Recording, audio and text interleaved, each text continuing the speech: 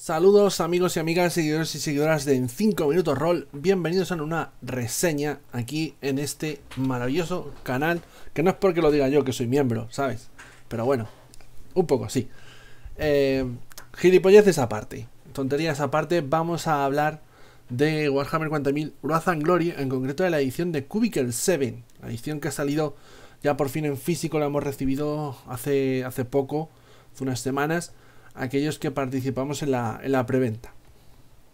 Una vez ya me lo he leído, tengo los conocimientos de haber jugado muchas sesiones que están en este canal, las podéis ver, a este juego en su edición anterior, en la edición de Ulises North America. Pues con este conocimiento, este bagaje previo, y ya digo e insisto, después de haber leído este manual de principio a fin, estos días, tenerlo fresquito, vamos a empezar a hacer esta reseña y a ver si esta edición es mejor que la anterior, si soluciona los problemas de la anterior, y lo que es quizá más importante todavía, que puede que haya gente que se esté planteando, si me compré la edición anterior, ¿esta nueva edición me merece la pena o me quedo con la antigua porque me vale igual? Bueno, pues a todas estas preguntas vamos a responderlas en el siguiente vídeo, así que preparaos para una tocho reseña porque se viene mucha charla. Empecemos, como es habitual, con todo lo que es la edición física y la presentación visual del libro.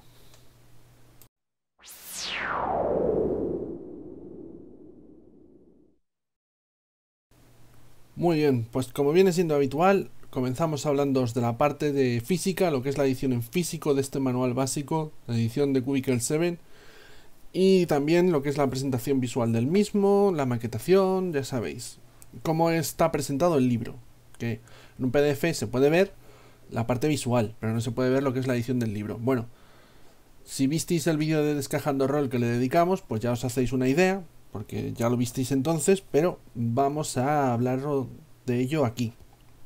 Como vemos, el manual básico vuelve a ser en esta edición una 4 con tapa dura. Está potente. Está cosido, ¿vale? No está pegado, de hecho puedes ver hilillos, los hilillos cuando se abre, ¿veis? Los veis por ahí. O sea que es un manual que viene perfectamente bien encuadernado, que es un manual voluminoso, como no puede ser de otra manera. Consta, si la memoria no me falla, de unas 300, casi 400 páginas, algo menos. 383 páginas, según veo aquí, aunque evidentemente no todas son con material útil. Hay una última página de publicidad, hay un índice, ese tipo de elementos. No son 383 páginas de contenido, es algo 3 o 4 páginas menos para lo que toca. Y como viene siendo habitual en las líneas de Cubicle 7, vemos que el manual tiene estos relieves y estos brillos en la parte de título, así como en determinados puntos de las ilustraciones. En el caso, por ejemplo, de los efectos de las armas. Y lo dicho, tiene un tono, una especie de relieve. No sé si se llegará a apreciar. Ahí se aprecia un poco, yo creo. Aquí vamos a ver con el título, sí se aprecia mucho mejor. ¿Veis ahí? Y por aquí con el lomo, pues un poquito igual. ¿Vale? A ver si lo puedo mostrar un poquito mejor. Ahí se ve ese relieve, la luz nos está ayudando. ¿Vale? Efecto brillo y además relieve, lo cual queda súper chulo. Y en la contraportada, pues 3/4 de lo mismo en algunos puntos. Como vemos ahí ese título de A Green Future of Glorious Adventure. Vale, pues incluso el código de barras está hecho de otro material. Lo cual significa que unas partes tienen brillo y algo de relieve y las otras, como vemos, son en color mate, en superficie mate. Es un contraste que queda muy, muy potente, y sea Warhammer Fantasía, sea Warhammer Age of Sigmar o sea este Warhammer 40.000, los tres llevan este tipo de efectos en los manuales básicos, en todos los libros, suplementos incluidos, de Cubicle 7. Ya a medida que iremos reseñando otros juegos de esta editorial, también de Warhammer, lo iremos viendo. ¿Cuál es la presentación? Bueno, uno de los temas que vemos que no tiene este libro, que sí tenía el anterior, es que este no tiene marcapáginas de tela. No es una gran pérdida, teniendo en cuenta en la inmensa cantidad de elementos en las que este libro supera a la edición anterior.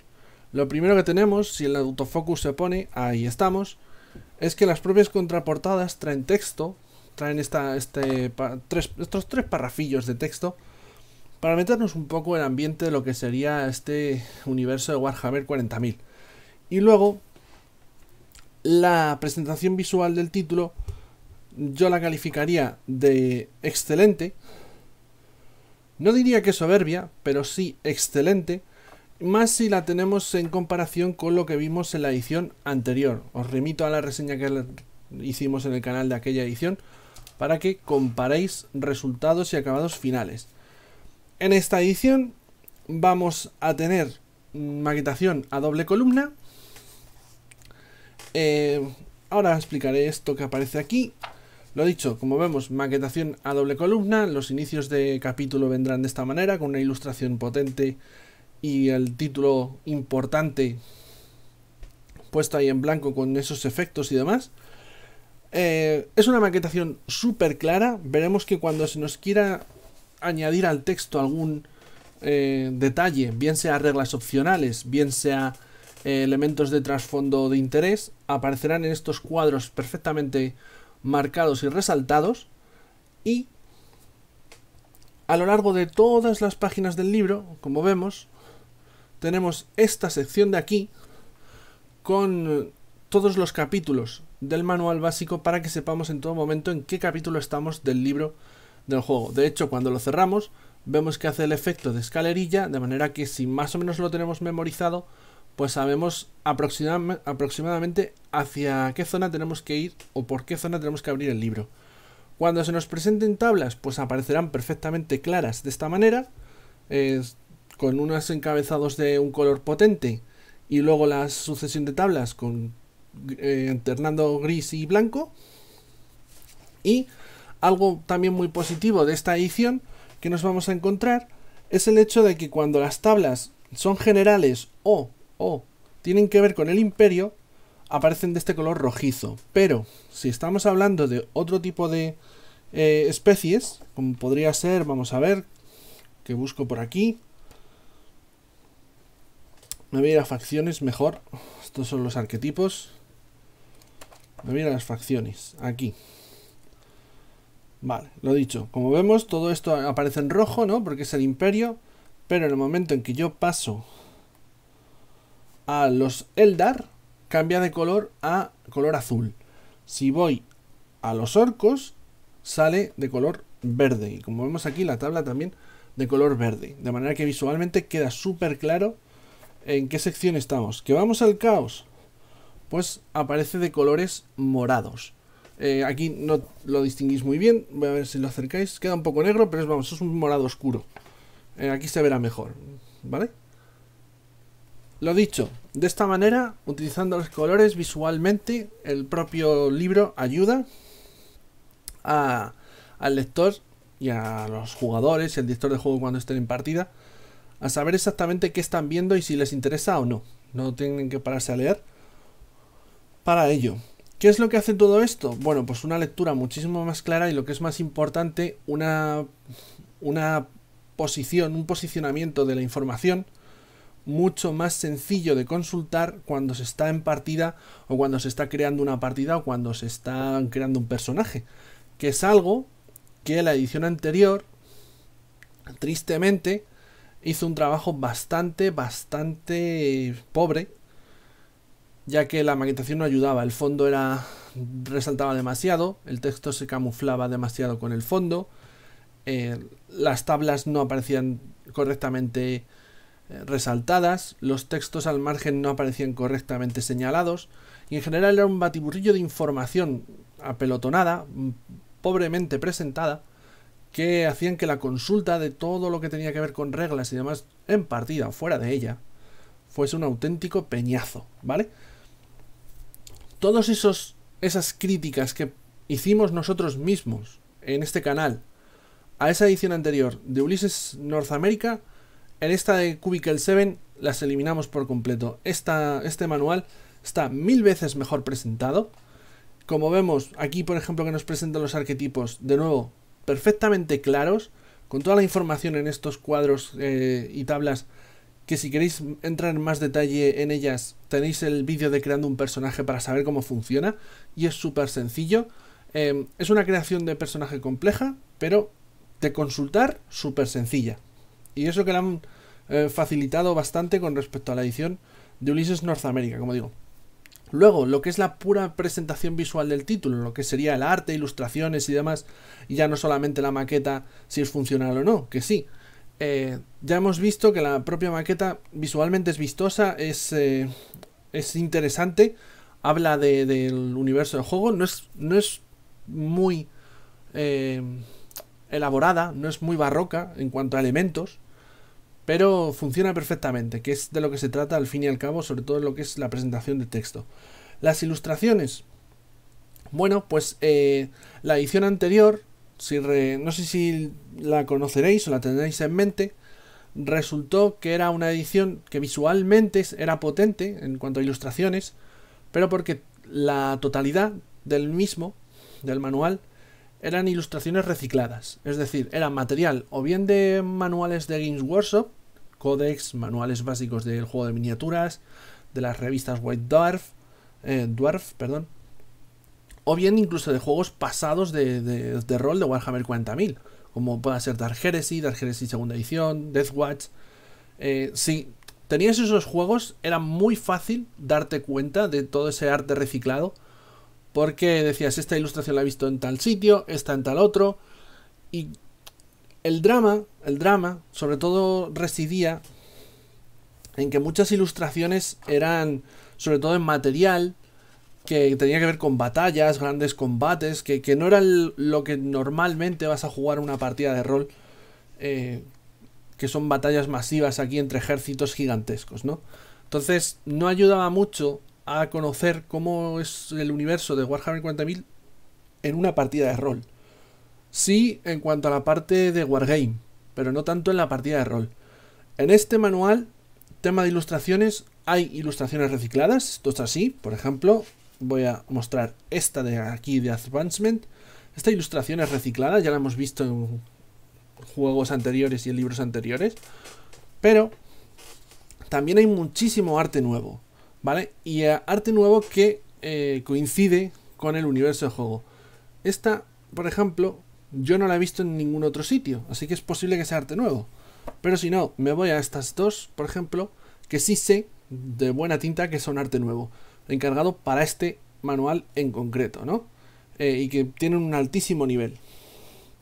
En general, las ilustraciones son de excelente calidad.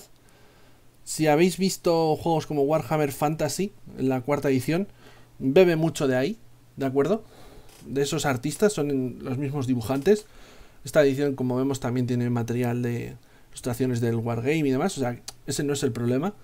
Yo no tengo el problema con que incluyan ese contenido, sino que sea únicamente ese el que aparece por todo el libro, y esta vez no es el caso. De hecho, por ejemplo, voy a ir por aquí porque hay unas partes, a ver si me fijo. No, esto es el bestiario. Aquí, estas ilustraciones, que es el capítulo de trasfondo, pues sí que pertenecen a los planetas del trasfondo del marco de campaña que se ha creado para este juego, que pasaré a hablar de él a continuación. Lo dicho, hay arte nuevo, hay arte reciclado, y en general todos están al mismo nivel y son bastante parecidos, de manera que tienes una visión en conjunto bastante, ¿cómo lo diría?, uniforme del mundo de juego, ¿vale? No te vas a encontrar muchas ilustraciones de estilos muy dispares, que eso siempre para mí es negativo, porque al final visualizas el mundo de juego de formas muy diferentes y no sabes cuál es la que debería ser correcta o la que el autor realmente quiere transmitir. En este caso no tenemos esa situación, y como digo, todo lo que es la presentación visual, fijaros en este mutante aquí lleno de ojos por todo el cuerpo, todo lo que es la presentación visual y edición del manual, a mí me parece que ha ganado muchísimos enteros, me ha resultado totalmente satisfactoria. En el momento en que abrí el libro, lo comencé a leer y a ver las páginas, dije, no exagero, mi primera expresión fue así sí. Y en general, la edición física de este nuevo manual de Warhammer 40.000 Wrath and Glory me ha resultado excelente. Excelente es la palabra. Me ha encantado y me parece que le han hecho justicia al universo de juego y al valor que tiene esta licencia, tanto dentro como fuera de los juegos de rol. Vamos a pasar a hablar de los contenidos del interior. Vamos a pasar a hablar del trasfondo.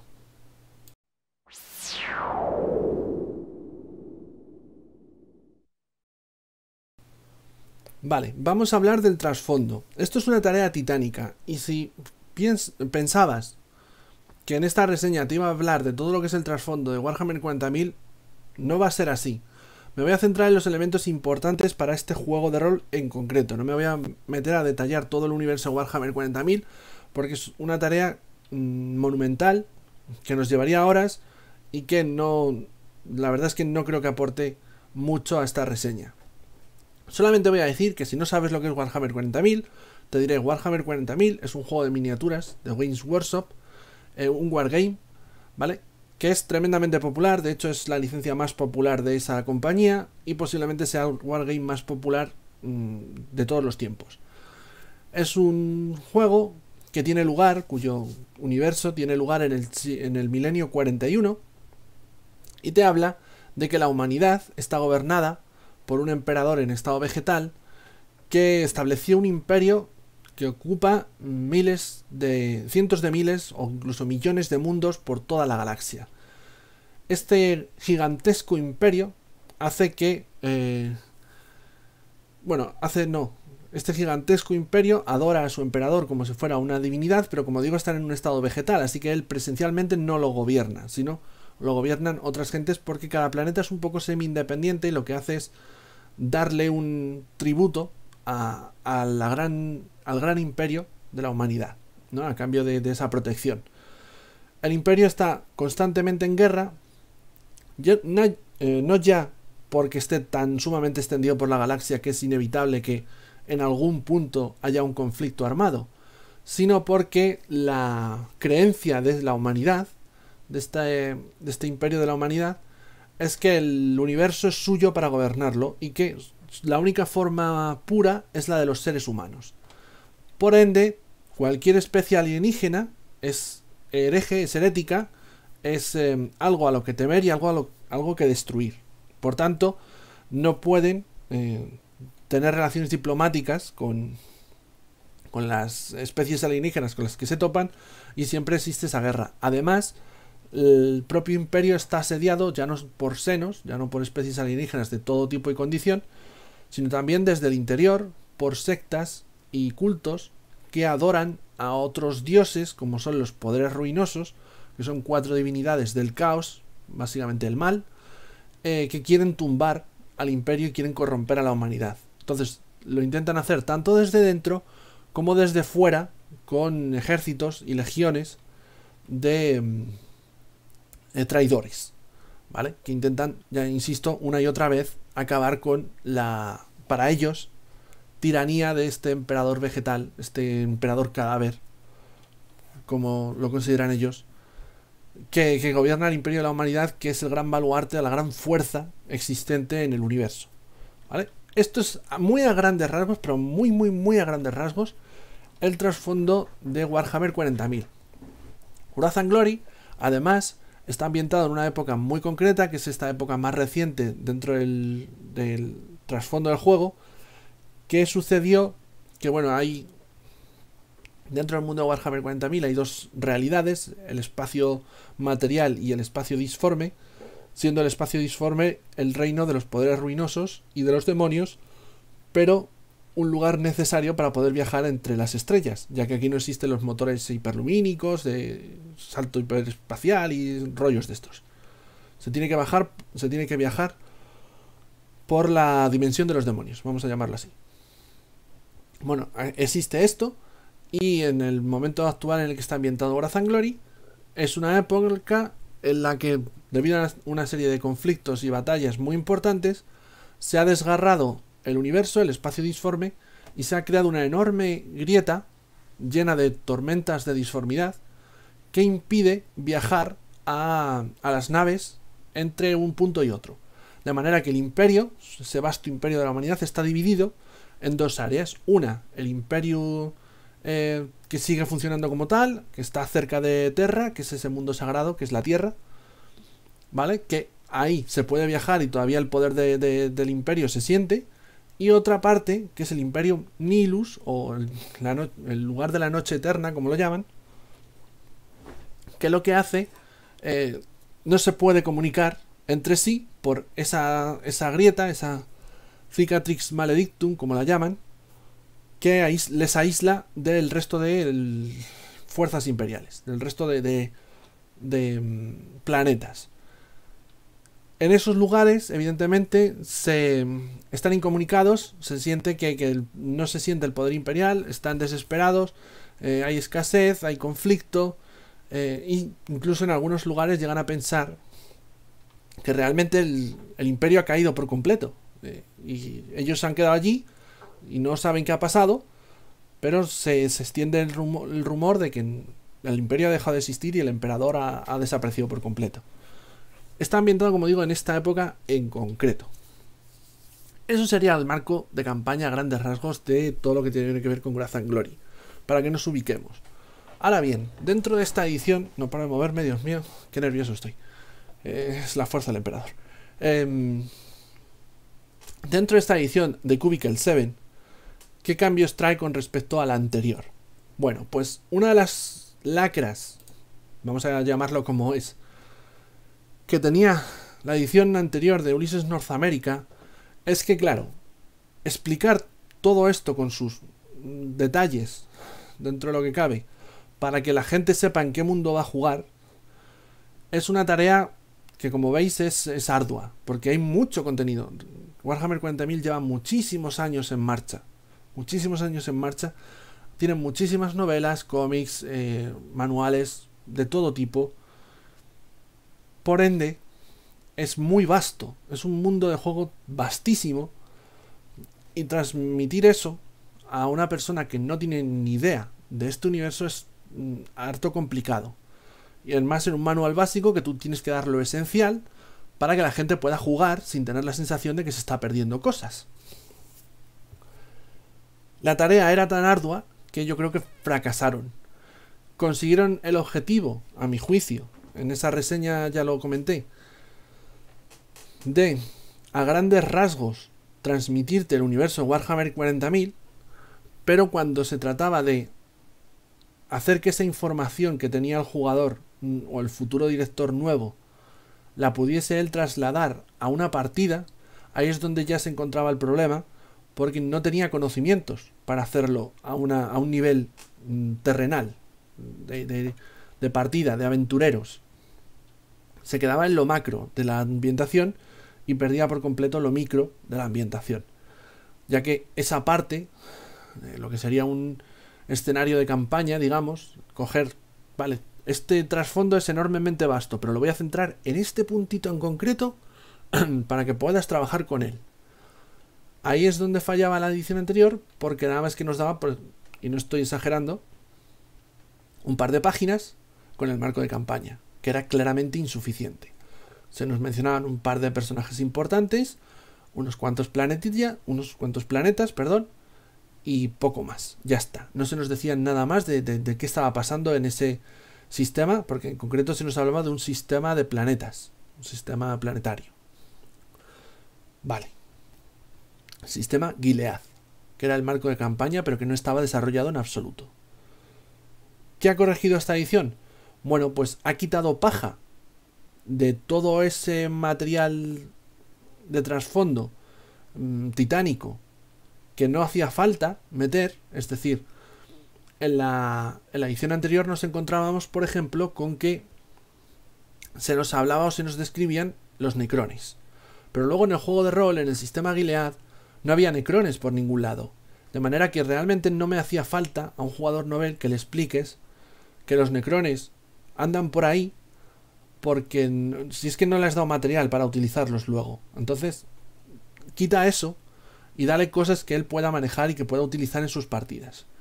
Pues que lo que se ha hecho aquí, como digo, es eso. Se han quitado esos elementos de macro trasfondo para centrarse más en la parte micro, en el sistema Gilead, en hablar de los personajes y planetas del sistema Gilead. Lo primero que para mí han acertado de rotundo es que según abres el libro y comienzas a leer después de un capitulillo de introducción, vamos a encontrarnos con estas cartas escritas como si fuese una familia, un padre de una familia noble a su heredero, que en unos parrafitos te resumen perfectamente todo lo importante de la ambientación. Desde cómo es el imperio, qué es la disformidad, qué son los psíquicos, cómo funciona el Astronomicon, qué es la Gran Brecha o la Cicatrix Maledictum, los senos, el caos, todo esto te lo describen. Si habéis leído Vampiro la Mascarada, la edición revisada creo que era, muy de esa manera, ¿no? Una explicación, pero todo dentro del universo, como este noble que le está diciendo, tenemos que tener cuidado porque como ya sabes, ahora el universo está partido, no sé qué, o temo la amenaza de los demonios. Ya digo, todo esto aparece de esta manera, e incluso también aparecen más textos de este estilo que nos van a introducir perfectamente a grandes rasgos todo lo que es el macro trasfondo de Warhammer 40.000, para que sepamos lo básico. No hace falta saber mucho más. Lo básico y para saber cómo funciona.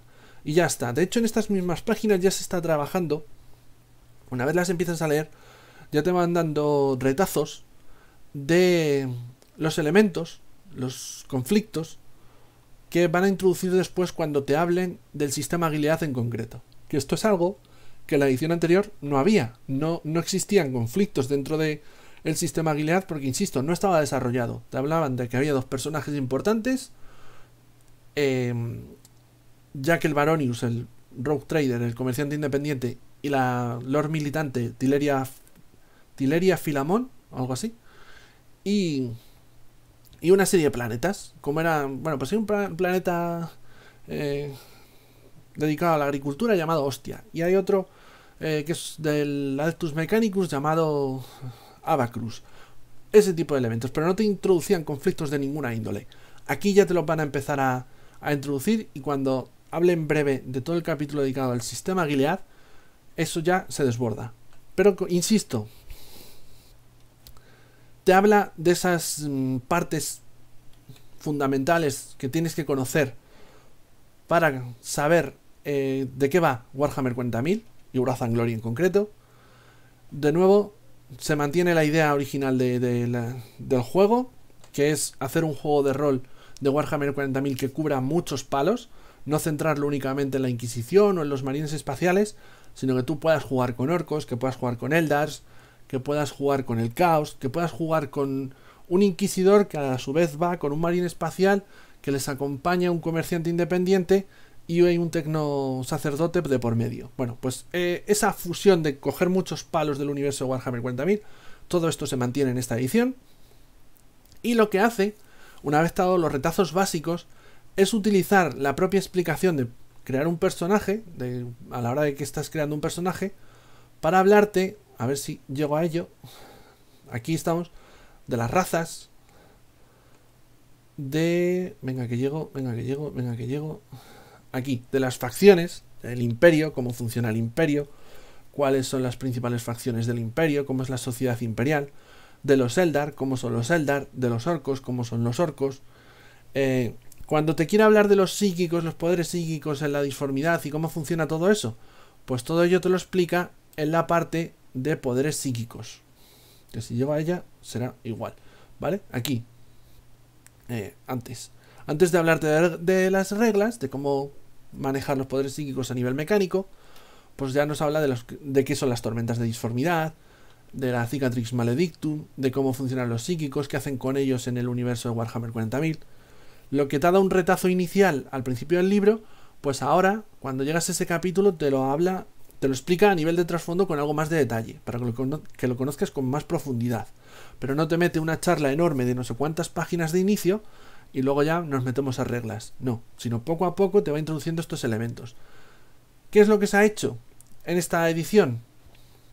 Insisto, pues meter un capítulo muy importante a mi juicio, que en el anterior manual no existía en absoluto y que aquí está y es uno de los más agradables de leer, que es dedicar un capítulo al marco de campaña. Es decir, todo esto es el universo de Warhammer 40.000, ¿vale?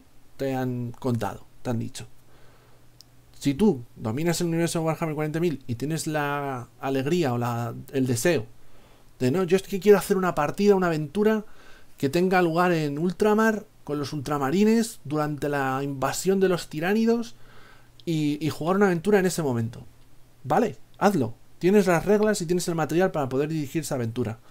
Pero, a nivel oficial, a nivel de marco de campaña oficial del juego, en el que van a trabajar sus aventuras los autores del título, y van a centrar sus esfuerzos en cuanto a manuales de reglas y demás, es el sistema Gilead, que es ese sistema de planetas, es decir, un grupo de planetas, un sistema planetario. No llega a ser un sector como era en otros juegos, por ejemplo Dark Heresy, que era todo un sector de la galaxia. Aquí no, es solamente un sistema planetario que tiene varios planetas y que aquí se nos habla en detalle, y no solamente se nos habla más o menos en detalle, aunque deja mucho margen para introducir muchos más elementos, bien nosotros, bien a raíz de futuros libros, sino que se nos introducen, lo que me parece a mí muy, muy, muy importante, conflictos que van a dar lugar a lo que entiendo son semillas de campaña, es decir, material con el que tú puedas trabajar. Por ejemplo, en la edición anterior se nos decía, Jack el Baronius es el único comerciante independiente, el único hombre que ha conseguido atravesar la Cicatrix Maledictum y llegar hasta el sistema Gilead. Como es el único contacto que han tenido con el Imperio en este grupo de planetas, Jack el Baronius se ha hecho con el control del sistema planetario y ahora lo gobierna. Vale, nos decían eso, pero ahí no hay conflicto ninguno. A mí eso me sirve para saber que cuando llega una partida, como me ha pasado, a los jugadores les puedo explicar esta es la situación, pero a la hora de yo crear mi contenido tampoco tengo mucho más que barajar. Me tendré yo que inventar cosas que pasen en los planetas. Aquí no. Aquí se nos están explicando que, por ejemplo, Jack el Baronius ha llegado y ha hecho eso, pero ha levantado ampollas. Al principio la gente se fue... muchos cayeron a sus brazos. Oh, la salvación, llega la salvación. Pero hubo otros que han empezado a pensar, un momento, ¿y si este tío es un charlatán? ¿Y si realmente el imperio no ha caído y no existe? Este tío no viene del otro lado. Lo mismo es un mentiroso y nos está tomando por tontos para aprovecharse. Ahí ya tienes conflictos con los que trabajar, con los que hacer aventuras. Más elementos. Ya que el Baronius trata con Eldars. Esto no nos gusta. Y si la Inquisición se entera, podría acabar con él. Uy, más conflictos. Pero bueno, vas a Abacrus y te están contando cosas. Te están diciendo, en Abacrus funciona de esta manera. Pero está ocurriendo este problema. Nethreus. 3/4 de lo mismo. Hostia, el planeta dedicado a la agricultura. Básicamente es el lugar desde el que se alimenta al resto de habitantes del imperio del sistema Gilead. Pues están trabajando muchísimo. Se está macerando un levantamiento popular. Porque claro, ellos no hacen más que producir comida, pero ellos se están muriendo de hambre. Porque esa comida va a los otros planetas. ¿Vale? ¿Veis? Semillas de aventura, conflictos, elementos con los que trabajar a la hora de luego yo hacer aventuras. Todo esto viene en este capítulo y creo que hacen un trabajo estupendo, porque aunque no son muchas páginas, es suficiente para empezar a trabajar con algo.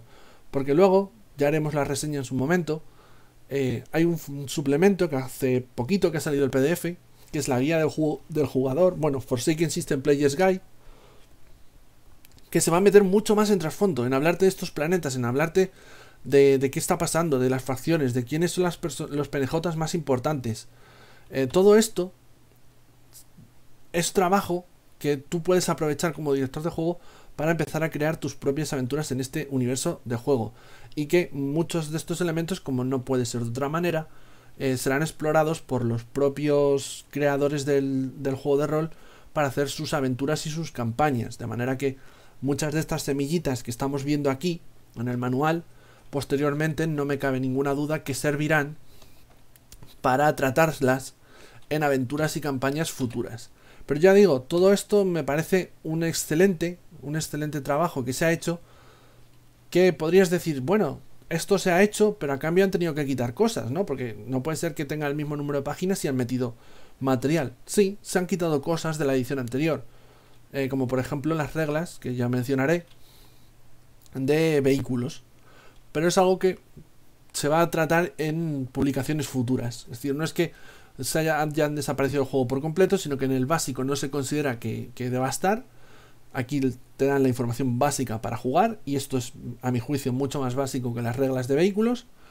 Y ya lo otro te lo van a dar en una publicación futura, en un libro futuro de la línea de juego, ¿vale? En este capítulo además se nos describen patronos, o patrones, mejor dicho, que son penejotas importantes para los que trabajen el grupo de juego. Esto ya lo tratamos en el vídeo de crear un personaje, ¿no? De cómo hay que crear primero el marco de campaña de lo que quieres jugar, de en qué funcionamiento tiene vuestro grupo de personajes, para qué facción trabajan y demás. Bueno, pues aquí te hablan del propio Jack el Baronius, incluso te mete una ilustración, que eso es algo que no tenía la anterior edición. Y también te dan la otra opción de Taleria Filamón, que es como su rival dentro de este sistema. En el suplemento ya digo que mencionan muchos más patrones, porque hay muchos más penejotas importantes con los que pueden estar trabajando los personajes en tus aventuras.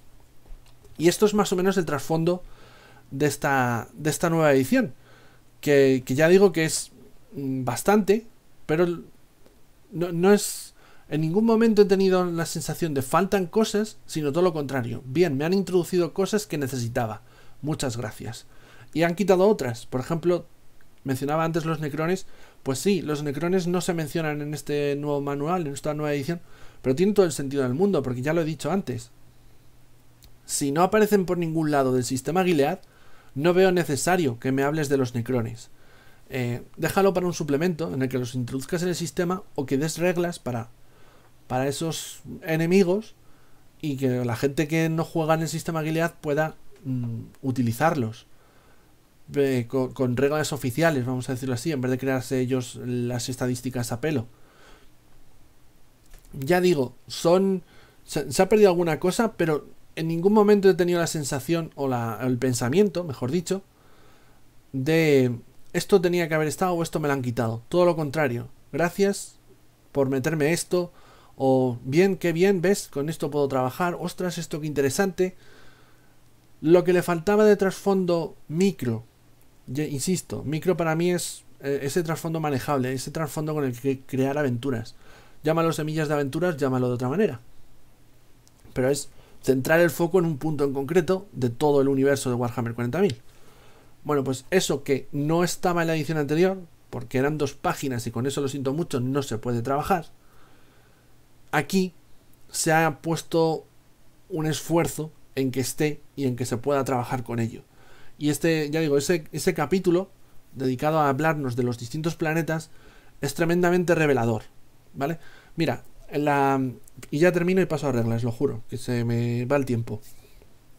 En la campaña que jugamos nosotros de Dark Tides, de Mareas Oscuras, que se ambienta en Caribdion, que de hecho en este manual, cuando te hablan de Caribdion, de algunos datos que no estaban en ese libro de aventuras, pero que también te remiten a él. Para saber más de Caribdion y de este suceso, vete a este libro de aventuras, ¿no? Bueno, cuando dirigimos esa partida, la última de ellas era con los Eldar, era con los Aeldari. Y claro, con esas 2 páginas de marco de campaña del sistema Gilead que ofrecía el manual básico, todo lo que sabías es, vale, los Eldar están en el sistema Gilead por la presencia del mundo astronave Ulcari, que son súper pacíficos y que se han topado con que se han estrellado con un planeta que salía de la disformidad, que esto es posible. Aquí eso también te lo dicen, pero ¿qué te dicen? Sí, se han estrellado, ahora tienen que trabajar para reconstruir su mundo astronave y poder salir de ese planeta, porque ese planeta ha salido de la disformidad y está produciéndose toda una serie de fenómenos, la leche de extraños, porque es un planeta helado en el que se puede ver la población imperial que allí habitaba, pero que está sumergida o cubierta bajo una gruesa capa de hielo. Y además te añaden más semillita de aventura, porque también te dicen, claro, los exploradores Eldar que han salido de su mundo astronave, muchos de ellos han vuelto tremendamente agresivos, volviéndose contra su gente. Y dices, uy, con eso puedo trabajar. También te dicen que están colaborando, pasando información, porque a los Eldar no les gusta decir que es una colaboración, sino que bueno, o que necesitan ayuda, mejor dicho. Que están colaborando con Jack el Baronius y con las fuerzas imperiales para averiguar qué pasa en ese mundo, ¿vale? Bueno, pues toda esa información a mí me hubiera venido de perlas cuando dirigí la aventura de los Eldar. No porque la aventura de los Eldar estuviese centrada en eso en concreto, pero hubiera sido estupenda a la hora de explicarles a los jugadores cuál es la situación que están viviendo sus personajes. Vuestro mundo está estrellado y esta es la situación, estáis aquí atrapados, este mundo ha salido de la disformidad, luego corrompido está sí o sí, y las autoridades de vuestra gente se están topando con estos problemas. Luego la aventura iría por otros lares, pero toda esa información, si no me la das, me la tengo que inventar. Bueno, pues en este manual aparece, ya digo. A partir de ahí yo podía hacer partidas, historias, aventuras, campañas, o simplemente introducirlo para dar color y dar más información a los jugadores a la hora de interpretar a sus personajes. Insisto, hasta aquí llega la parte de trasfondo, que me ha parecido excelente el trabajo por mejorar lo que en la edición anterior claramente quedaba muy cojo, muy cojo. Así que vamos a pasar al sistema, a las reglas y a los cambios que ha habido en este sentido.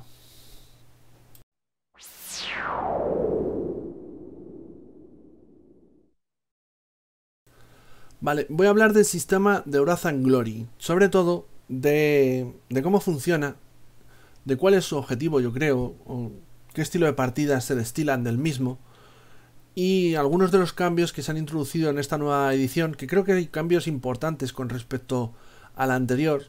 Hay partes del sistema de reglas que se han borrado por completo, que han desaparecido completamente y ahora se realizan de manera diferente.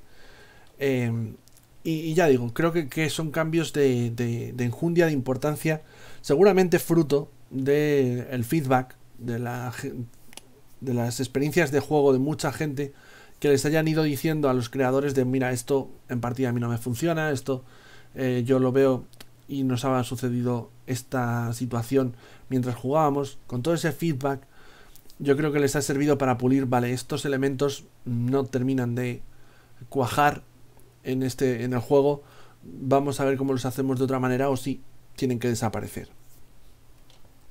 Wrath and Glory es un juego, a mi juicio diría que tiene profundidad jugable, pero al mismo tiempo no lo calificaría de un título tan complejo, pero no complejo en el sentido de duro, de Dios mío, qué cantidad de reglas que hay, sino complejo en cuanto a la cantidad de elementos numéricos que podía tener, por ejemplo, Dark Heresy, ¿vale? El sistema de Dark Heresy, que no era un sistema difícil, era un sistema parecido al BRP en cierta manera, pero bueno, tenía sus detallitos, ¿no? De cómo funcionaban el tema de las habilidades, de cómo, bueno, de que realmente no había habilidades sino atributos, y según tú tenías una especie de talentos y demás, pues podías mejorar tus tiradas de esos atributos. Ya digo, tenía, incluso en combate había mucha regla para enfocada a cubrir muchos tipos de situaciones o arreglar muchos tipos de situaciones que se pudieran dar, ¿no? Como el daño de este tipo, ¿no? Es que las armas de este tipo funcionan de esta otra manera, y un poco en ese estilo. Wrath and Glory en ese sentido no es tan denso, es más manejable por jugadores como yo, que nos va algo más ligero, pero tampoco es un sistema que puedas decir que sea simple, ¿vale? Que tenga pocos elementos con los que trabajar. Yo me quedo con la frase de que es más manejable, pero sigue siendo táctico, ya que, sobre todo cuando te metes en combate en Wrath and Glory, se ve claramente que es un juego, en ese sentido, táctico, muy salvando las distancias, como una versión algo más ligera de Dragones y Mazmorras quinta edición, en el sentido de que se hace importante y ves a los jugadores, si les pones un mapa y les pones tokens, cómo estudian sus movimientos, ¿no? Deberíamos hacer esto, ¿no? Primero debería actuar yo, hago esto y entonces tú haces esto otro. O sea, tiene esa faceta táctica de planificación de sus turnos por parte de los jugadores, pero tampoco llega al nivel de soy un jugador que tiene un personaje con no sé cuántas habilidades o no sé cuántas capacidades, que llegadas a esta situación puedo aplicar esta acción reactiva que se me junta con este otro elemento y entonces hago un ataque doble de no sé qué. No llega a ese punto, ¿vale? En ese sentido es mucho más ligero. Pero ya digo que sí que tiene esa parte táctica. No demasiado, pero está ahí. Lo cual a mí no me desagradó en absoluto cuando... Mira que lo he dirigido un montón de sesiones. No me desagradó en absoluto. Y luego fuera de lo que es el combate, la parte ya más narrativa, sí que vi que el juego se manejaba bien y el sistema de tiradas y que ahora veremos y de puntos y recursos que tenían los jugadores y el máster tenía sus más y sus menos, pero funcionaba bien. Vale, ¿cómo es el sistema de tiradas? Ya que lo estamos mencionando. Bueno, pues una de las cosas buenas que tiene esta nueva edición es que explica muy bien las reglas. La otra, maldita otra, la estoy dejando a caer de un burro, pero es que es una realidad como un templo. Había muchas reglas que estaban de forma escritas, de forma muy ambigua. Los ejemplos no brillaban por su presencia. De hecho, brillaban más bien por su ausencia. Que había algunos, pero no para prácticamente todo. Y había reglas que directamente, tal y como estaban redactadas, no nos aclarábamos en mesa. De esto tiene que ser así o de esta otra manera, yo no sé cómo funciona esto. Todos esos problemas yo creo que se han corregido o al menos se han tratado en esta nueva edición, de un modo u otro. Lo primero que ha ganado es en estar mejor escrita, en de presentar ejemplos bien presentados, además, bien que se entienden claramente qué te están intentando decir cuando lees el ejemplo por si te ha quedado alguna duda. Y en el caso, por ejemplo, de aquí, que tenemos aquí, ¿no? De cómo funcionan las tiradas básicas, pues creo que visualmente además nos lo explican muy bien, para que lo podamos ver muy claro y no tengamos ninguna duda de cómo funciona esto. Esto sí que es cierto, la edición anterior tenía el cómic de la caja de inicio que funcionaba a mi juicio muy bien y también hacía un muy buen trabajo en este sentido. ¿Cómo es la tirada básica de Wrath and Glory? Bueno, pues nuestros personajes estarán conformados por unas puntuaciones en unos atributos y unas puntuaciones en unas habilidades, y cuando el director de juego considere oportuno que deberíamos recurrir al azar para ver si nuestro personaje supera la acción que pretende o no, bueno, pues el director de juego y el jugador se pondrán de acuerdo en cuál es la habilidad que más sentido tiene para lo que intenta hacer. El jugador comprobará que la puntuación que tiene en esa habilidad, si no tiene ninguna, pues solamente tirará por el atributo, porque todas las habilidades van asociadas a un atributo en concreto. ¿Qué es lo que hace? Bueno, pues él suma la puntuación que tiene la habilidad y el atributo. En este caso, por ejemplo, que nos ponen aquí un ejemplo, 5. Vale, la suma es 5. Pues eso equivale a que para lanzar, a la hora de la tirada, va a lanzar 5 dados, porque se lanzan tantos dados como la suma del atributo y de la habilidad. Siempre teniendo en cuenta que uno de esos dados debe ser de un color distinto o de un tamaño diferente. Esto en mesa, en online se puede marcar de otras maneras, porque va a representar al dado de ira, que ese es un dado especial que tiene una serie de efectos que mencionaré después. Cuando lanzamos, a la hora de ver la tirada, buscaremos los resultados de 4, 5 y 6. Un resultado de 4 o un resultado de 5 se cuentan como un éxito, cada uno. O como los llaman aquí, iconos. Un resultado de 6 son 2 iconos, 2 éxitos, equivale a 2 éxitos. De manera que si yo, como en esta tirada que nos ponen aquí de ejemplo, perfecta y preciosa, nos obtengo un 4 y un 5, pues ahí ya tengo 2 iconos, cada uno me da 1, y si os saco un 6, se considera un icono exaltado, que ya he dicho que vale por 2, y entonces en esta tirada, por ejemplo, habré sumado 4 iconos en total. ¿Cómo sé si he tenido éxito o no? Bueno, pues porque el director de juego habrá fijado una dificultad, una DN, un difficulty number, que lo llaman en inglés, que normalmente el estándar suele ser 3, ¿vale? Si quieres algo más fácil, pues menos, aunque te suelen decir nunca tires por cosas, por acciones que tengan una dificultad menor a 3, porque no tiene mucha gracia tirar por eso. El personaje lo consigue y ya está. Pero si quieres que sea un 4, un 5, un 6, un 7, bueno, pues ya puede aumentar la dificultad. Lo dicho, esta dificultad que ha fijado el director de juego, que en este caso vamos a decir que es un 3, el estándar, pues yo tengo que sacar tantos iconos exaltados como la dificultad o más. En este caso, el ejemplo que nos ponen, pues es un éxito, ¿no? Porque ha sacado el jugador 4 iconos. Ha superado la dificultad de 3 que había fijado el director de juego. Esto es la tirada básica, como digo, a raíz de la cual se articula todo el sistema de Wrath and Glory que tiene que ver con los dados, ¿no? De tiradas. Luego hay tiradas enfrentadas y demás.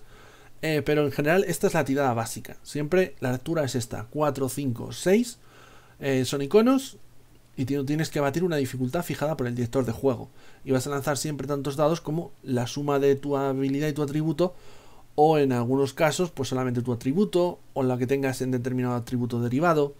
Pero siempre el número de tu ficha normalmente lo que va a marcar es el número de dados que lanzas. Es un sistema sencillo, pero antes os decía que había un dado que era especial. Había un dado que era importante. Vale, ese dado, el dado de ira, es importante porque lo que nos va a marcar con sus resultados son efectos especiales que no suceden con el resto. Si sacamos un 1 en el dado de ira, se considera que hemos sufrido, mejor dicho, una complicación. Las complicaciones no necesariamente son pifias, sino algún revés narrativo que tiene que dar un vuelco a la aventura, a la acción. Por ejemplo, hemos tenido éxito en la acción, como era la acción anterior, pero el dado de ira ha salido un 1. Bueno, pues en ese caso podríamos interpretar, o el director de juego interpreta, que ya que estábamos intentando acceder a una sala con una puerta cerrada, con ese 1 lo que ha sucedido es que nosotros hemos abierto la puerta, pero ha saltado la alarma de la instalación donde estamos intentando colarnos. Eso es una complicación. En combate puedes tirar una tabla y que te salgan complicaciones del tipo se te han casquillado el arma, se te cae un objeto, ese tipo de complicaciones aleatorias si no quieres inventarte tú una. El juego sí que es cierto que te invita a que inventes tú. De hecho, invita a que lo hagan los jugadores más que el director de juego, aunque el director de juego debe dar el aprobado, ¿no? El visto bueno. No vale que me ponga una complicación súper cutre, que no me perjudica en nada, porque no. Pero si no quieres sufrir complicación, porque ya la situación, la verdad es que no llama a que sufras complicación, bien porque no encuentras una idea, o porque quieres que todo salga bien, porque es importante en esta parte de la aventura que salga bien, siempre puedes tener la opción de darle al director de juego un punto de ruina, que veremos luego qué es eso. ¿Qué ocurre, sin embargo, en este dado de ira si hemos sacado un 6? Bueno, en este caso se considera que es un crítico que En el caso de las tiradas normales no tiene mucho efecto, no hay un efecto narrativo de, oh, es que haces las cosas maravillosas, no. Te da un punto de gloria, que veremos también qué es. Y en combate sí que tiene más efecto sacar un 6 en el dado de ira, porque es la única manera de obtener críticos. Hacer críticos de daño y demás que siempre son impresionantes y hacen mucha más pupa, ¿no? Ya digo. Pero en tiradas normales, más allá de que vale 2 iconos el 6 y que si es en el dado de ira ganas un punto de gloria, no tiene mucho más efecto. Vale.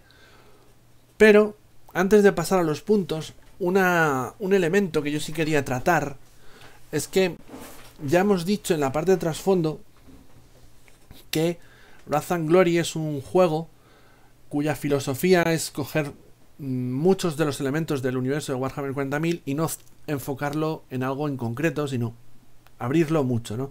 De manera que tú, cuando te creas personajes o creas aventuras, puedes jugar con inquisidores, o puedes jugar con marines espaciales, o puedes jugar con un guardia imperial, o puedes jugar con un agente de la Inquisición normalucho. Es decir, distintos grados de poder por parte de los personajes.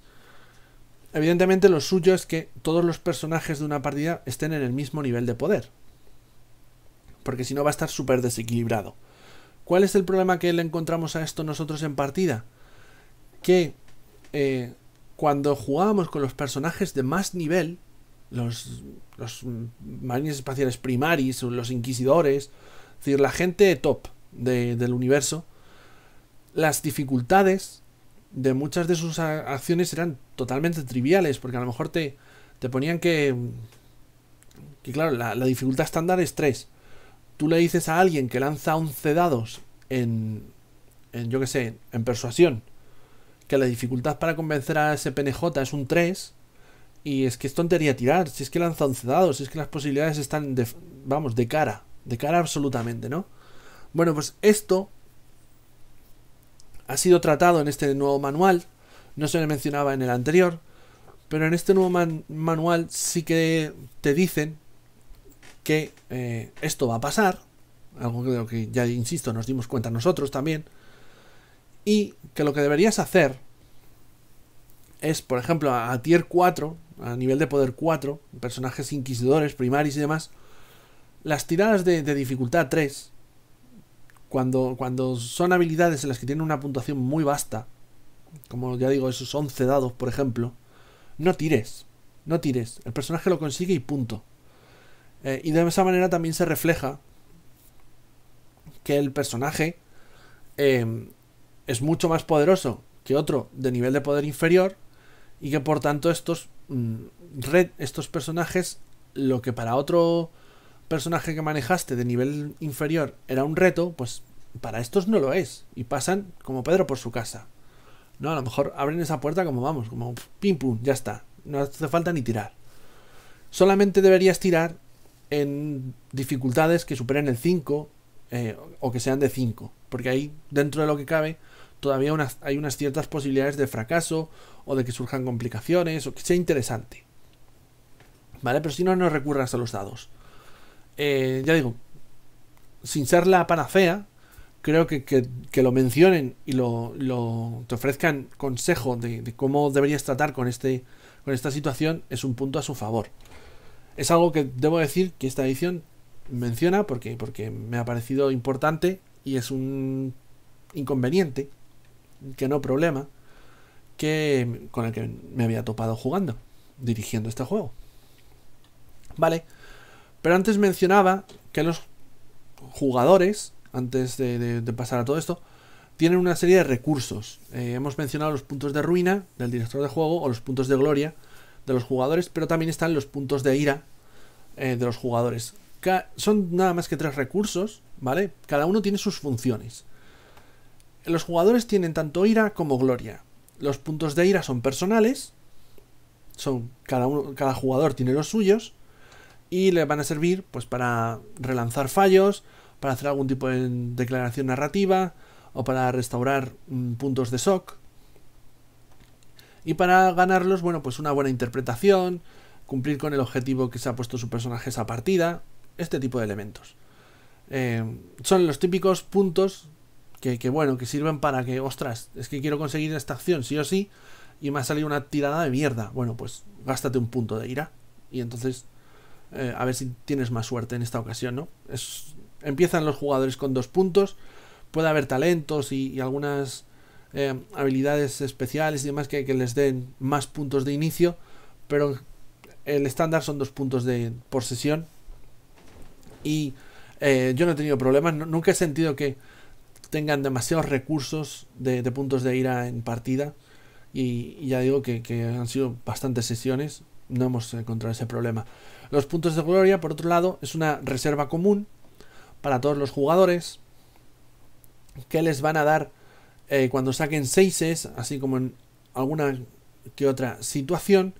Y esta reserva común de puntos pueden utilizarla pues para incrementar su reserva de dados, que no es lo mismo que repetir, es simplemente incrementar. Voy a lanzar más dados en esta acción, pero claro, cojo puntos de la reserva para hacer más daño, para incrementar la severidad de una herida crítica o para hacerse con la iniciativa, porque en combate la iniciativa en Wrath and Glory se alterna. Una vez los jugadores, otra vez el director de juego, luego los jugadores, luego el director de juego. Si quieren los jugadores actuar una vez y luego otra vez ellos, solamente vale repetir una vez, no se puede repetir más veces. En ese caso tienen que gastar un punto de gloria para, digamos que, robar este turno al director de juego y actuar ellos otra vez. Y luego el director de juego tiene los puntos de ruina, que sirven un poco para lo mismo, para repetir fallos de los PNJs, para hacer más daño a los PNJs, para que los PNJs puedan absorber heridas, que es algo que los jugadores pueden hacer, pero algunas criaturas del máster pues tienen que gastar esos puntos, o para utilizar habilidades de ruina especiales que tienen algunos antagonistas particulares, ¿no? Propias. Quizá el único fallo que le encuentro yo a esa mecánica, sobre todo por parte del director de juego, es que realmente, salvo en combate, el director de juego no tiene mucha utilidad para esos puntos de ruina. Y es una pena porque te suele suceder, al menos a mí me ha pasado, que si en la sesión no hay mucho combate o es un combate muy trivial en el que la verdad es que no merece la pena estar gastando ruina para unos Mindundis, unos enemigos que son unos Mindundis que lo único que van a hacer es alargar el combate tontamente. Pues si tienes una sesión de esas, es muy probable que no llegues a gastar ningún punto de ruina. Y ya digo, es una pena porque los jugadores tienen la sensación de, le estamos dando ruina al director de juego, eso es malo. Pero luego realmente no es así, porque no tengo material para utilizar esos puntos. Ya digo, me da un poco de lástima, porque creo que uno de los usos, que deberían tener esos puntos de ruina, pues son como los puntos de oscuridad de Coriolis, por ejemplo. Que yo me lo gaste para poder utilizarlos en momentos determinados, sí. Algo que a lo mejor los personajes tenían planeado hacer bien, o que les ha salido bien, bueno, pues yo utilizo ese punto de ruina para que algo salga mal en ese momento de la aventura y que tengan que lidiar con ello, ¿no? Alguna complicación. Y creo que va muchísimo con el universo de juego de Warhammer 40.000, ¿no? De que, no, sí, porque la gloria es una representación del emperador en partida, ¿no? De cómo el emperador les está apoyando y les está protegiendo en su misión. Por lo tanto, la ruina debería ser una representación de cómo los poderes ruinosos o los dioses del caos están en su contra. Y yo creo que quedaría muy bien ese uso de más narrativo, de me gasto un punto de ruina para que de repente la alarma suene y se complica toda la operación, ¿no? No se puede hacer. No se puede hacer en este juego. Y ya digo, me resulta un poco triste por eso, porque al final la ruina, salvo para los combates, yo no le he encontrado mucho uso. Vale. Pero las tiradas todavía tienen más funciones. Antes he mencionado el tema de... lo diré. Sí, lo diré. El tema de los 6.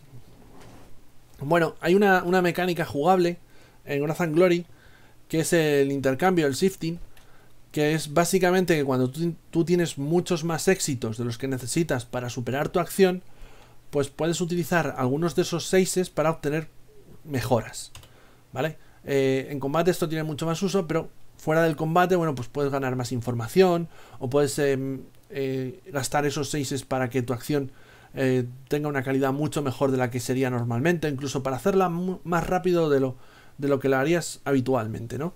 Ya digo, esto cubre todo lo que es el sistema básico de Wrath and Glory, ¿vale?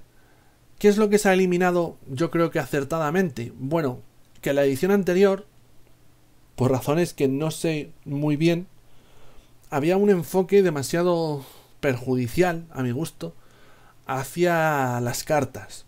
El juego tenía toda una serie de complementos de barajas de cartas, que bueno, eran barajas de cartas con enemigos, barajas de cartas de heridas críticas, de poderes psíquicos, y había una mecánica que para las situaciones, ¿cómo decirlo?, de peligros extendidos, ¿no? La típica escena en la que tienen que hacer varias tiradas y tienen que ver si lo consiguen todos juntos, ese tipo de elementos, en vez de hacerlo mediante mecánicas por tiradas, pues se introducía un tema que era la utilización de cartas, de que los jugadores tenían que ir cogiendo unas cartas y si salían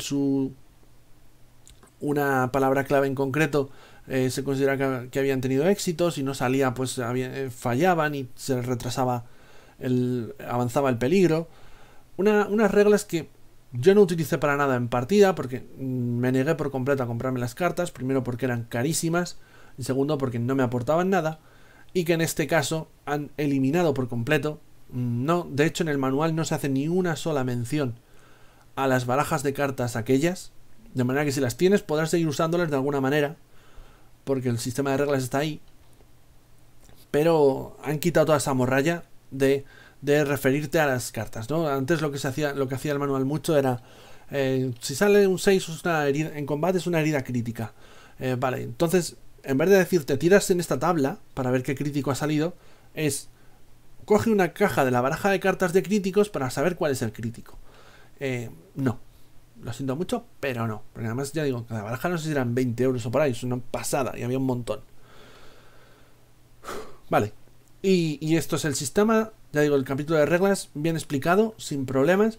Una cosa que me ha gustado muchísimo es que a lo largo del mismo, en cuadros explicativos como este, te van introduciendo reglas opcionales, que son reglas que, bueno, no son obligatorias. Si no quieres utilizarlas, no las utilices, pero si te apetece utilizar esta mecánica para darle una personalización mayor a tu partida, pues aquí te las ofrecemos, ¿no? Y algunas son como esta, que es el tema de las actitudes de los PNJs hacia los personajes y los modificadores que pueden tener en sus tiradas sociales. Esto era algo que en la edición anterior era obligatorio y que en cambio aquí es una regla opcional. Aquí, en el tema de gastar gloria, que ya hemos dicho que es una reserva común del grupo, bueno, pues una de las cosas que te dicen que hay que ser educado y que cuando tú estés en partida y quieras utilizar un puntos de gloria, debes preguntárselo al grupo, en el sentido de que bueno, el grupo tiene que haber visto, bueno, oye, ¿os parece bien que gaste? Que esto es algo que automáticamente se suele hacer, o sea, no hay problema. ¿Os parece bien que gaste gloria para esta tirada, tal, no sé qué? Y la mayoría de la gente, pues esto es un grupo de juego y todo el mundo quiere triunfar, pues suele decir, sí, claro, utiliza la gloria, no hay problema. Pero por ejemplo aquí te dan una regla opcional, que es que los jugadores sean cabrones y utilicen la gloria, aunque el resto de la mesa no quiera, pero que a cambio eso da puntos de ruina al director de juego, ¿no? Representando de nuevo que claro, es que quieren la gloria para sí, se están yendo hacia el caos.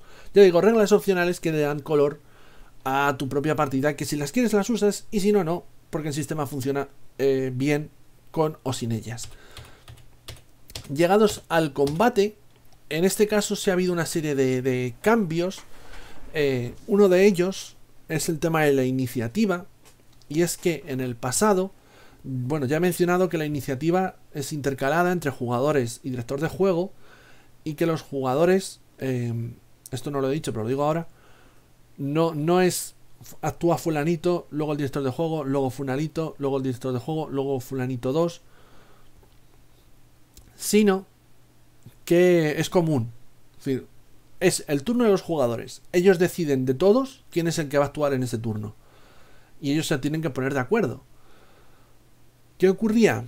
Bueno, ya hemos visto que con la gloria ellos pueden hacerse con la iniciativa y actuar 2 veces. Y el máster con su ruina puede hacer exactamente lo mismo. Eso sí, está limitado a una vez. No pueden actuar más de 2 veces seguidas los jugadores o más de 2 veces seguidas el director de juego. Pero aparte, la ruina y la gloria en la edición anterior tenían un uso que era interrumpir la iniciativa. Un uso que a día de hoy, después de leerme esa regla, no exagero que 30 veces, sigo sin saber cómo coño funcionaba aquello, y que en esta edición lo han eliminado por completo, lo cual agradezco muchísimo, porque, y lo juro, o soy corto de entendederas, o no sé qué leches pasaba, pero es que no entendía el funcionamiento de esa regla. Entonces la han quitado porque entiendo que no era mi caso no era el único que no tenía mucha razón de ser ese interrumpir la iniciativa, porque yo por más que lo leía interpretaba, digo, si es que es lo mismo que hacerse con la iniciativa. Bueno, pues ha desaparecido.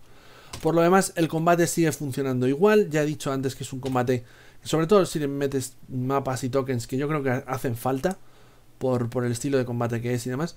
Es bastante táctico. Los jugadores tienen opciones de combate y cosas por el estilo. Las armas tienen rasgos que las hacen únicas, que hagan más daño o que hagan daño tóxico, cosas por el estilo.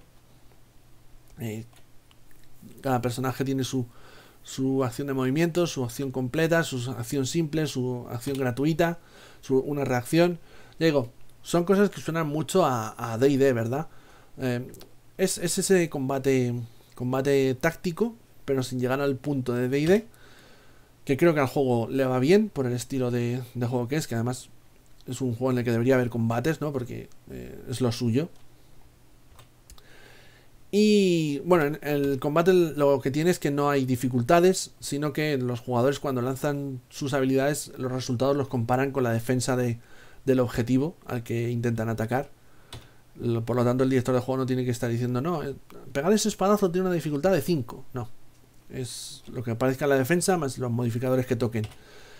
Un cambio que han introducido para ir aligerando con el tema de reglas, que me estoy extendiendo muchísimo, me parece, es la muerte de los personajes. ¿Por qué? Porque en la edición anterior sucedía que cuando un personaje se quedaba a 0 heridas, a 0 de salud, tenía que superar una especie de salvación de muerte, como en D&D, en el que, bueno, si la superaba una vez, si tenía éxito en la tirada una de las 3 veces que tenía que tirar, pues se levantaba y seguía luchando. Si fallaba 3 veces, el personaje moría definitivamente. Esto ha desaparecido en esta edición. Ahora, cuando el personaje llega a su máximo de heridas, porque lo han hecho al contrario, ya no se... El shock y las heridas en esta nueva versión no se restan, sino que tú vas sumando heridas y tú tienes un máximo de heridas que puedes aguantar. Cuando tienes más de ese máximo, entonces mueres o estás en moribundo y te tienen que ayudar para que puedas salvarte. Y si no, pues mueres y punto. Pero ya no te puedes salvar de la muerte con esa tirada de determinación o resolución o como se llamara que había en la anterior edición. El único fallo que le he encontrado a esto de cambiar el sistema de conteo de heridas y de shock es que, más allá de que no entiendo el cambio, es lo único que así que me he encontrado que no me ha convencido mucho, porque ya digo, no entiendo el cambio. Creo que funcionaba bien como estaba antes, pero bueno, vale, lo hacemos ahora sí. Es que en la sección de poderes psíquicos me he topado con un poder psíquico, ahora mismo no me acuerdo cuál es, pero creo que era una de curación, que la explicación está hecha, yo creo que la han mantenido igual, como si el conteo o la medición de heridas y shock fuese como estaba antes, ¿no? Restando en vez de sumando. Pero bueno, ya digo que es un detalle menor que me he topado. Digo, uy, esto, cuando lo leí me quedé un poco a cuadros. Digo, ay, tuve que volver a heridas y a shock. Digo, a ver si me estoy equivocando y se miden exactamente igual y es que me estoy haciendo la picha un lío. Pero no, no me equivocaba. Efectivamente lo han cambiado y es eso, que deben haber mantenido la explicación del poder exactamente igual que estaba. Y claro, no coincide con el sistema nuevo. Pero a ver, no es un fallo garrafal, porque el poder psíquico básicamente lo que te dice es que el personaje recupera tantas heridas como tal. Claro, recupera heridas es sumar heridas, pero no es, pero se entiende perfectamente que lo que haces es curarte, así que tampoco es un problema. No es que te hiera ese poder, sino que te cura. Ya digo, lo que pasa es que no sumas heridas, sino como está en la medición nueva, lo que tú haces es restarte esas heridas para volver a cero, que es estar perfectamente saludable. Ya digo, un detallito, tampoco va a ser mayor problema. Y hasta aquí llega un poco la explicación de reglas de esta nueva edición de Wrath and Glory, que yo creo que básicamente el sistema lo han mejorado, ¿vale? Han pulido los elementos que trastocaban de la anterior edición. Me ha agradado muchísimo todos esos detalles de meter reglas opcionales, que yo lo veo positivo, porque así la gente puede personalizar la partida a su gusto, en cierta manera, hasta cierto punto, ¿no? Si quiere aplicar una regla opcional porque crea que puede darle esa mecánica un punto más personal a su partida. Y la sensación que tengo después de leer este nuevo manual, esta nueva edición y los cambios en las reglas que se han hecho, que he mencionado unos pocos, así los más importantes, hay otros menores, como que se ha variado todo el tema de cómo se manejan las multiacciones y los multiataques, pero no me voy a meter todavía encima también con eso. Creo que los cambios han sido para mejor a mi juicio. Hay alguno como esto de las heridas y demás que no le veo mucho la razón, pero bueno, tampoco me molesta.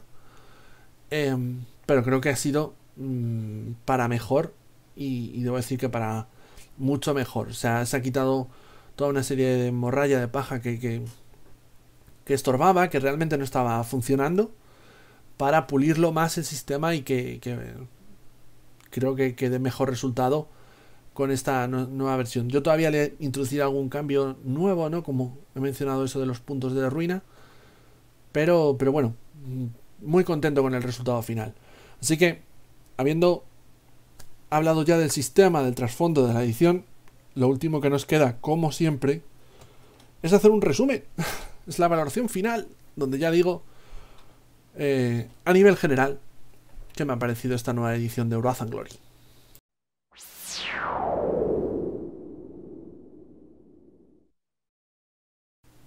Bueno, pues llegamos a la evaluación final, pero antes de que os dé mi opinión personal al respecto de este juego de rol, de esta nueva edición de Wrath and Glory, dejarme apuntar una cosita, que ya sabéis que suelo aprovechar estas ocasiones de la última sección de la reseña para comentar algún detalle que considere que es necesario comentar, pero que por lo que trata no me cuadra hablaros de ello en el trasfondo, en la edición física o en el sistema de reglas. Y suele ser, como es este caso, el tema de la aventura, ¿vale? El manual básico de Cubicle 7, al igual que sucedía con la edición de Ulises, no trae ninguna aventura introductoria en el manual, ¿vale? No hay aventura, el libro acaba con el bestiario. Es decir, no tenemos ninguna aventura con la que empezar a jugar al juego si solamente nos compramos el manual básico. Esto es algo que critiqué de la edición anterior, que lo cierto es que critico de todo juego de rol en el que me lo encuentro y que evidentemente voy a criticar y critico de esta nueva edición. ¿Qué es lo que a mi juicio no lo hace tan grave? Aunque en este caso, bueno, se vayan simplemente con una collejita de estas flojas la gente de Cubicle. El hecho de que aunque no esté en el manual básico, en la propia página web de Cubicle 7 se nos dan aventuras gratuitas, hay 2 o 3 para descargar y que son además aventuras introductorias para jugar al juego y que nos pongamos a ello una vez hayamos leído el manual básico. Es cierto que en el manual yo no recuerdo en ningún momento que se haya mencionado que te las puedes descargar de ahí. Sí que se mencionan algunas otras cosas que puedes descargar de la página oficial de Cubicle 7, pero no me suena que mencionen lo de la aventura.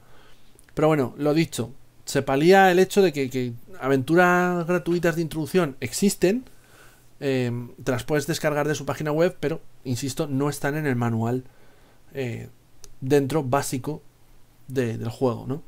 A mi juicio hay un poco de colleja.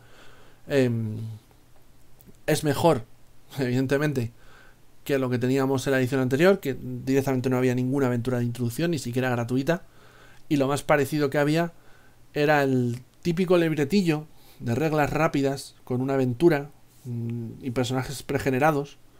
Ese típico libretillo que sea en PDF o sea en físico, tú te puedes leer rápidamente para probar un juego y luego ya decidir si te lo compras o no. Bueno, pues eso, que suele ser gratuito, iba a decir suele ser, vamos, he dicho suele ser, pero lo acertado sería decir que siempre es gratuito. No me había topado yo nunca con uno que lo cobrasen. Bueno, pues en el caso de Ulises, ese libretillo lo cobraban por 5 pavos. Yo lo conseguí gratis porque el primer día era como una especie de cosa especial de las librerías o no sé qué historias, y ese primer día lo podías, con determinado código lo podías obtener gratis. Pero el resto de veces tenías que pagar 5 pavos, lo cual es como te pagas 5 pavos por la demo y luego ya si quieres te compras el juego. Mira, tío, no. Pero lo digo, lo dicho, en este caso lo han mejorado porque por lo menos las aventuras están, no en el libro, en la web, gratis, en PDF, pero hay ahí algo que puedes recurrir si quieres empezar a jugar. Ahora ya sí, habiendo mencionado este detalle que debía mencionar según mi criterio y según mi opinión personal, vamos a lo que es mi valoración del juego. Ya empezaba la reseña diciendo que tengo el bagaje de haber jugado la edición anterior bastantes sesiones, cerca de 20 a lo mejor, una campañita así importante, que fue la de Dark Tides, y que bueno, que este me lo he leído y que más o menos tengo el conocimiento y tengo la frescura y la insistencia del sistema en la cabeza como para saber cuáles son los cambios y si me gusta más o me gusta menos, porque el otro me lo he tenido que consultar mucho. Ya digo, no es como otras ocasiones una reseña solamente con una lectura. En este caso, al menos no es así, como digo. ¿Qué puedo decir de la nueva edición de Cubicle 7? Pues que a mí me ha encantado. Me ha encantado en el sentido de que ya lo dije en la anterior, lo repito de nuevo si hace falta. Yo con aquella tuve el desencuentro de que primero no me gustaba la filosofía que había adoptado de jugar con todo tipo de personajes, ¿no? Como se ve aquí en la portada, un terno sacerdote, una inquisidora, un comerciante independiente y un marine espacial primaris ahí, todos juntos, ¿no? Es algo que de general en el universo no me agrada particularmente, porque soy ultra purista, me encanta este universo desde que tengo 8 años, pues puede ser posiblemente esa edad. Y entonces soy tristemente muy talibán al respecto, ¿no? Y es como, no, esta gente colabora poco. Cada uno va muy a su rollo, ¿no? Y en el caso sobre todo, yo me encontraba, es que no es lo mismo manejar un marine que llevar a un Mindundi de la Guardia Imperial, es que son la noche y el día, ¿no? ¿Cómo puedes hacer eso a nivel de reglas? Algo tienes que sacrificar, tal. Era un poco mi crítica, ¿vale? Pero es Warhammer 40.000 y sabía que me lo iba a comprar. Entonces, tuve ese desencuentro porque cuando llegó a mis manos el libro y el PDF y demás, me topé con un producto que para mí tenía una calidad bastante inferior a lo exigido a un producto que tenga esta licencia o que se base en esta licencia. Sí que tenía la parte positiva, o yo lo veía así, de que el sistema de reglas no me desagradaba y creo que creía que había un juego interesante ahí, como se demostró en las partidas, que nos lo pasamos muy bien. Pero tal y como venía presentado, empaquetado y explicado y demás, me echaba muchísimo para atrás. Digo, no me gustaba. Así que, cuando salió el notición de que Ulises North America ya no sacaba más productos de la licencia después de pasar unos meses sin saber nada de qué iba a ser de este juego, y se la llevaba a Cubicle 7, que estaba haciendo un gran trabajo con Warhammer Fantasía, pues yo di palmas con las orejas. A mí me encantó esa noticia, dije de puta madre. Y esta es la prueba. Esta es la prueba, ¿por qué? Porque este libro, esta nueva edición de Wrath and Glory, viene mucho mejor presentada, tiene una maquetación muchísimo más clara, muchísimo más funcional, muchísimo más vistosa. Al mismo tiempo, muchos de los problemas que tenía la edición anterior a nivel mecánico se han solucionado aquí. Desde el sistema de creación, que ya lo vimos en el vídeo de crear un personaje, cómo se ha aligerado y se ha hecho muchísimo más sencillo navegar por él y hacer un personaje, que era algo antes tremendamente complejo. Se ha corregido todo ese tema de las cartas que para mí era un incordio porque no aportaba nada y lo único que hacía era iba en detrimento de la experiencia de juego, que yo me las deseé en algunos momentos de la campaña que jugamos en este canal para dirigir ciertas partes que según las aventuras tenía que dirigirlas con las cartas, pero que evidentemente yo me negaba a dirigir con las cartas, no me iba a gastar ese dinero en esas cartas, y entonces tenía que buscarme mis métodos alternativos para lograr que esa escena quedase bien. Estoy pensando, por ejemplo, si la veis, en un levantamiento, en una serie de batallas de levantamiento del mundo colmena en el que se ambientaba. Todo eso ha desaparecido. Luego se han eliminado elementos heroicos que a lo mejor quizá no casaban muchísimo con el espíritu de este juego, como es el tema de las salvaciones esas de muerte, ¿no? Esto ya me lo ha comentado algún compañero cuando se lo hablaba de esta nueva versión, que le agradaba ese cambio porque no le terminaba de convencer lo otro. Se han explicado muchísimo mejor, ya digo, las tiradas, se ha eliminado de los recursos algún uso que no terminaba de funcionar correctamente porque no tenía utilidad ninguna, a mi juicio al menos. Primero, no estaba bien explicado, y segundo, es que no tenía utilidad ninguna, era repetir lo que ya existía en otro de los usos. Pero bueno, lo de interrumpir la iniciativa me saca de quicio.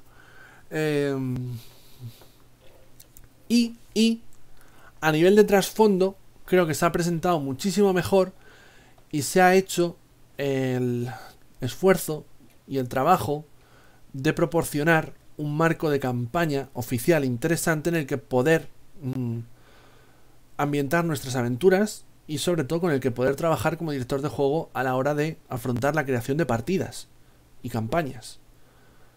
Eso yo creo que es muy positivo. ¿Qué hemos perdido por el camino? Ya lo he mencionado.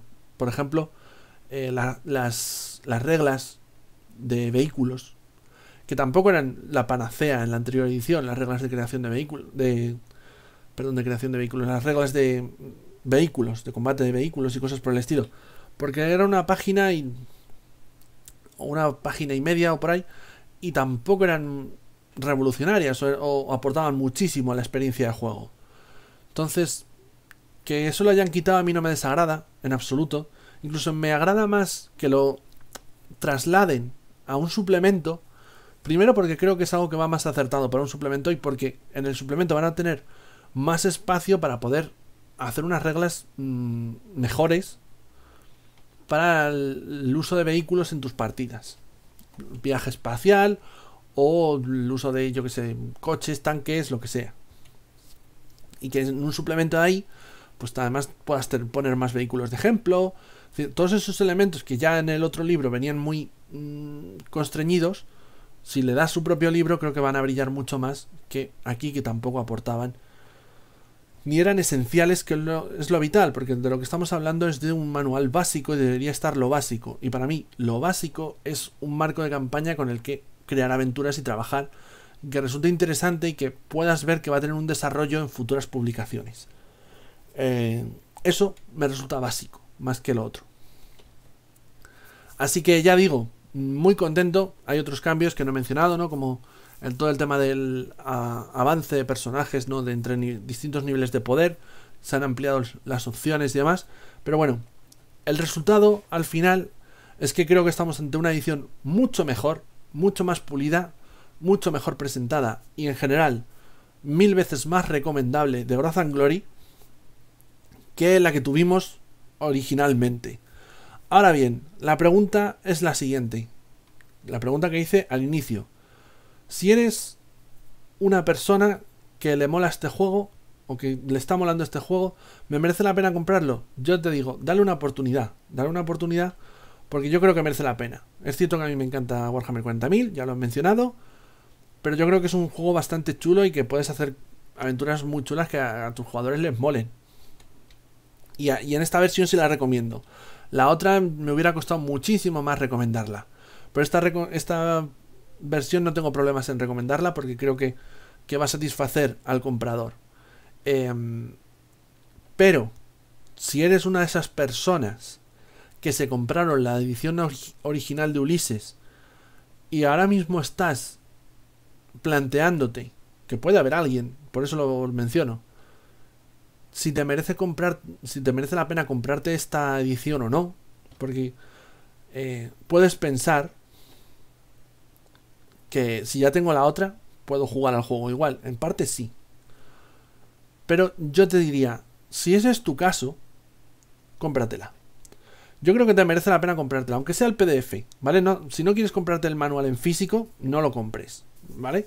Si no te mola tanto como para tener otra vez que desembolsar 50 pavos, no lo hagas. Pero por lo menos el PDF píllatelo. ¿Por qué digo esto?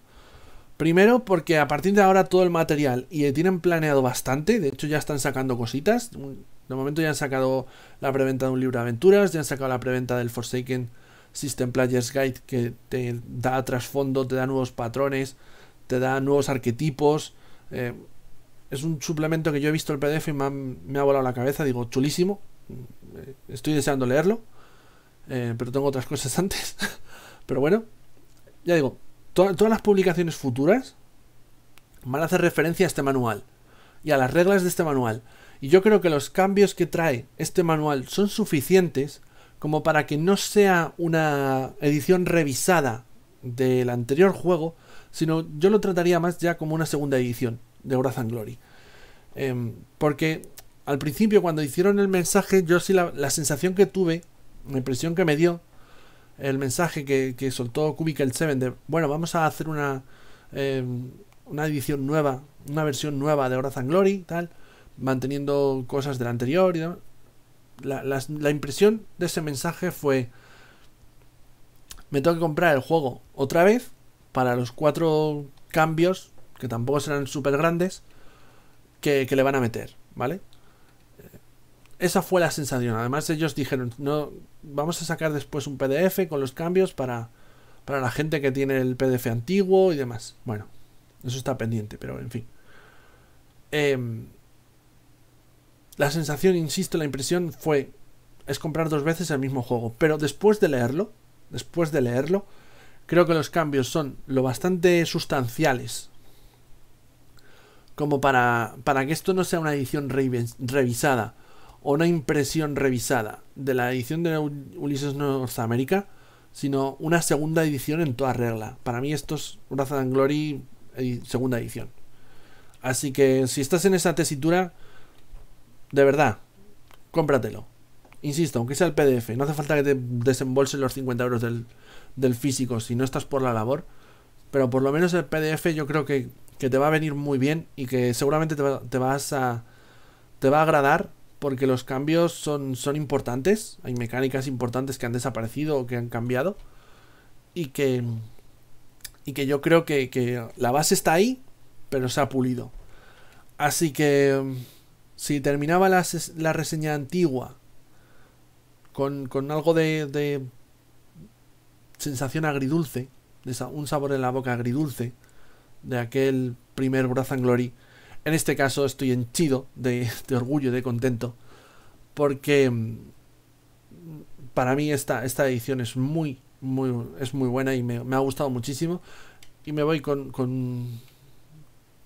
una sensación muy positiva. Así que hasta aquí llega la reseña. Nos vemos en futuras partidas de Wrath and Glory, en futuras reseñas de Wrath and Glory, y en general ya sabéis que para todo vuestro contenido rolero podéis suscribiros a En 5 Minutos Rol. Me despido, les habló Los Psycho, hasta la próxima.